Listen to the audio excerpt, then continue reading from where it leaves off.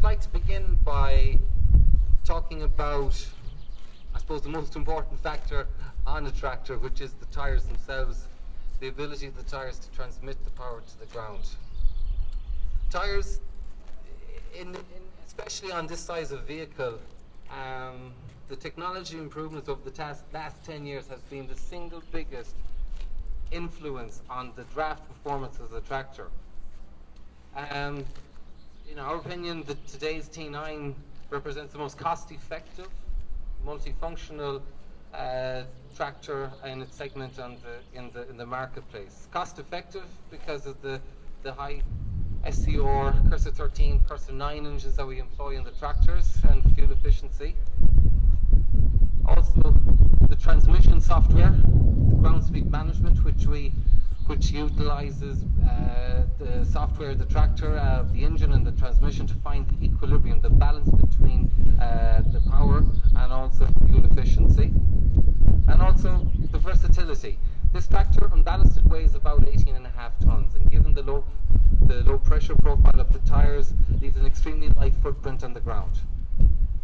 But for heavy draft applications, with the assortment of ballast in the front of the tractor and the wheel weights, and also the ballast that we can apply to the back of the machine, we can increase the overall weight of the tractor to over 25-26 tons.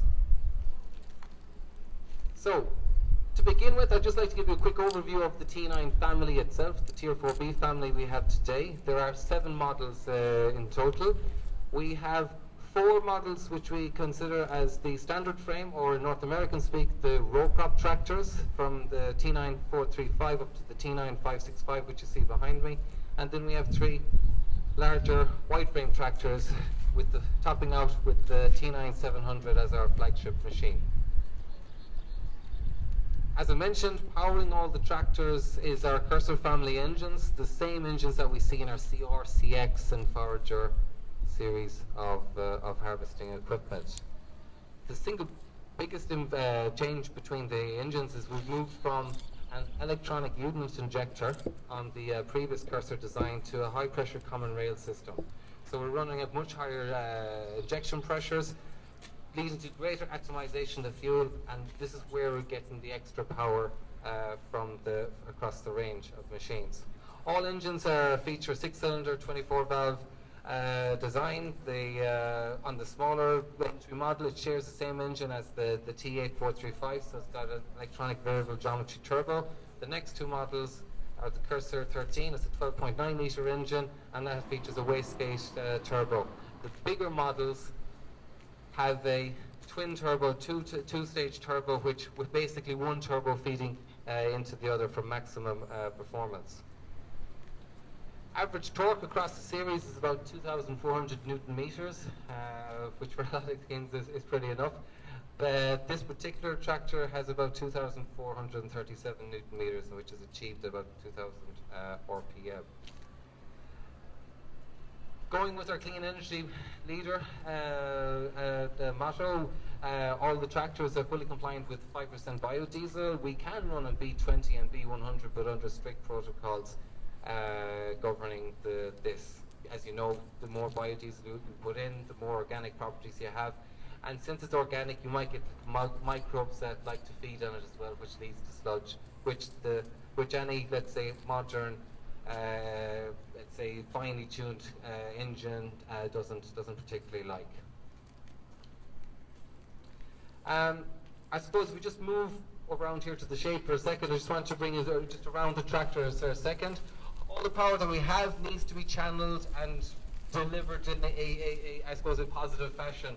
And doing this, we have our Ultra Command transmission. It's a 16x2 powertrain. 40 kph, top speed. It's got 9 gears in between 4.8 and 12.9 kilometers per hour. But of all the features I'll talk about, the one feature every time I do a demonstration myself, I previously was a demo driver in the UK market, I focus on ground speed management. Ground speed management gives us CVT flexibility with the efficiency of a power shift. Essentially, the tractor, once the operator sets a target speed in the screen, the tractor will work at it, will find equilibrium between the draft load, the effect on the engine, and the fuel efficiency. So effectively, in heavy draft situations, the tractor gears down, throttles up. And once that draft load comes off, it goes in the opposite direction, it gears up and throttles back. Now, for a novice driver, it means that he's never in the wrong gear. He's always working at his maximum potential. It also means that for the operator, the only operator, he can rest assured that the tractor is working at its most efficient throughout the day. And finally, it's an easier system to drive as well. The transmission, let's say, moving on from the transmission, the axles, we feature the 5-inch on our North American tractors. We have bar axles. On the European homologated tractors, you can see here we've got flange axles as well to comply with the 3 meter or 2.5 meter road width. And that's a critical point to talk about, that we've taken a North American tractor and we've brought it and we've into a fashion that we can fit 900 millimeter wide tires in a road going a configuration. And given our frame sizes, which is unique, I suppose you could say, through the industry, we're able to run, okay, we have 2 different frame sizes, but it means that we have a tractor that is tailored to a European configuration. Okay, so if we just gather around to the back of the tractor for a minute, I'd just like to talk about the assortment of controls that we have here.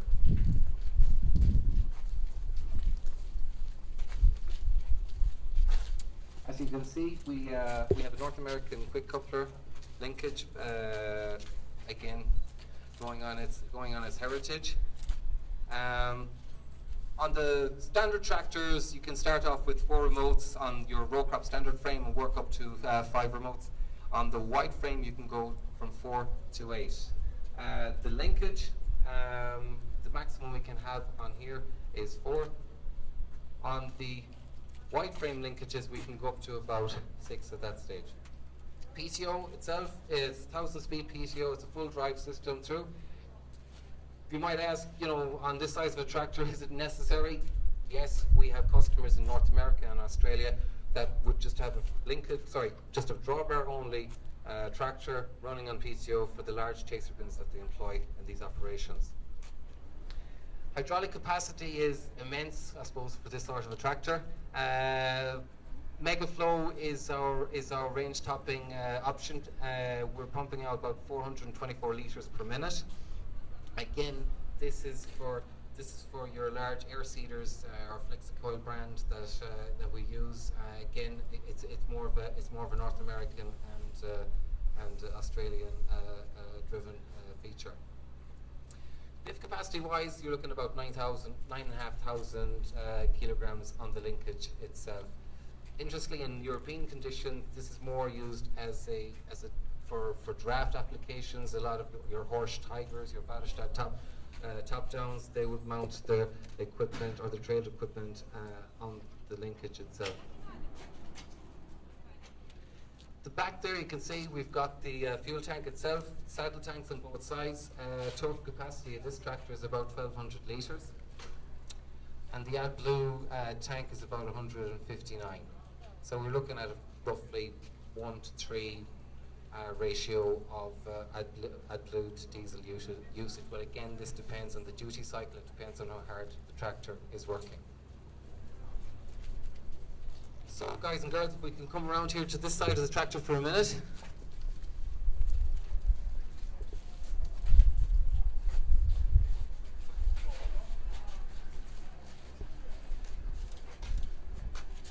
First thing I always like talking about the machine, given I spend enough time driving tractors and around in my youth, is that I appreciate cab suspension.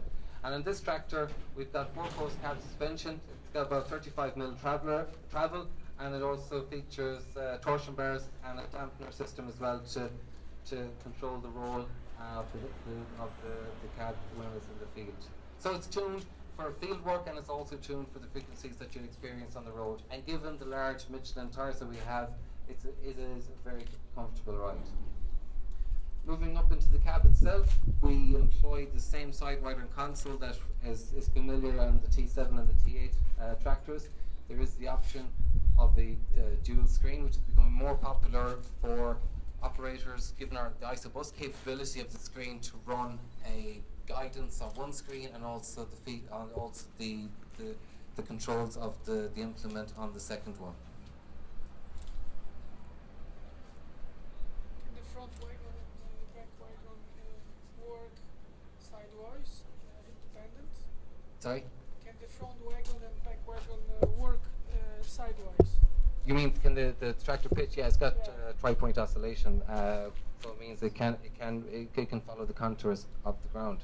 It also has front and rear independent axles as well, so you can have your front and rear independent diff lock with it. So, for some of our international visitors coming to Europe, you might notice that we have our exhaust on a horizontal position. And there's a couple of reasons which I've already touched on, talking about the axles and homologation. In Europe, legislation is that we need to have at least 351 degrees of visibility for the operator in the cab. So with the exhaust in the upright position, this counters it slightly. So hence the reason to have it fully road legal in France, Germany, Denmark, etc. We had to lead it into a horizontal position.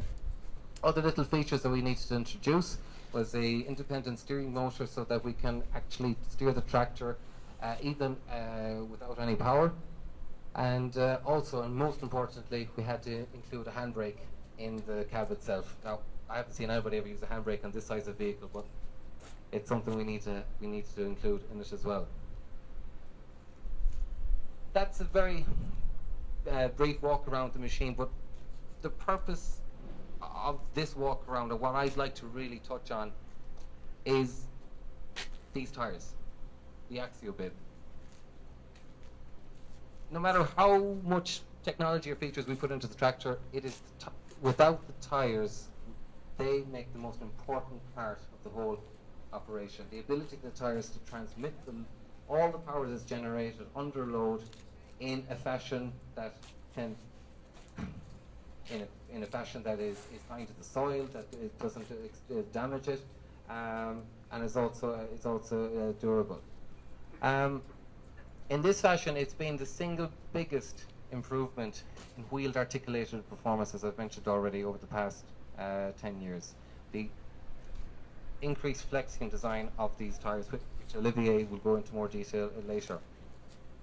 But from a configuration point of view, the best thing about them is that their ability to run at extremely low pressures. Unballasted, this tractor, as I said, weighs about 18.5 tons.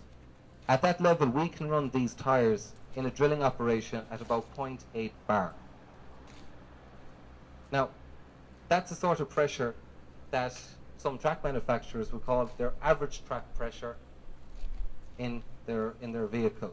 But this is what we can actually measure underneath the tracks themselves. And there is a correlation between the pressure inside the wheel and what's exerted underneath the ground. So my pitch is that this is the ideal seeding tractor for European farmers for a start, but also given its design globally as well. Couple that then with the fact that we can ballast this machine up to 26 tons. And one of the key criticalities of ballasting in the machine is also the length of the wheelbase, which in this tractor is 3.9 meters, which now is the industry benchmark. It's not about how much weight you have, it's where you carry it is the most important thing. And in this design, you have, and an articulated design, you have the inherent advantage that 60% of the weight is over the front axle, 40% of the weight is over the rear axle. Means in a full draft load, you have a 50-50 weight distribution. Crucially, you have equal point of contact with the 4 tires in each corner. So if you can imagine an imaginary line from the drawbar right the way over here to the center point of the tractor, this is where all the forces are exerted back and over. And it's probably where as the saying goes, is where all the magic happens. And it's just down to the design of the tractor, which gives it, especially if you want to expose any tractor, or even a conventional tractor is going uphill, that if a tractor already has 35 or 65% weight split or 50-50, in a static area, it's when it goes into a draft mode that all of a sudden that some weaknesses can be exposed. In that essence, we have many customers across Europe that run both twin tracks as their drilling tractor, and then they have a larger 4-track machine as their primary tillage tool. In this case, we believe that this, in essence, for the twin track machine is a better proposition, especially from an agronomic point of view, because of the weight balance that it has. It means that there are less pressure spikes going across the field, but also at headland turns, the twin track consumes more power to turn. This tractor being articulated does not. And also, being wheeled, it doesn't create the sort of rushing on the ground at the headlands, which twin tracks, given the design, inherently do.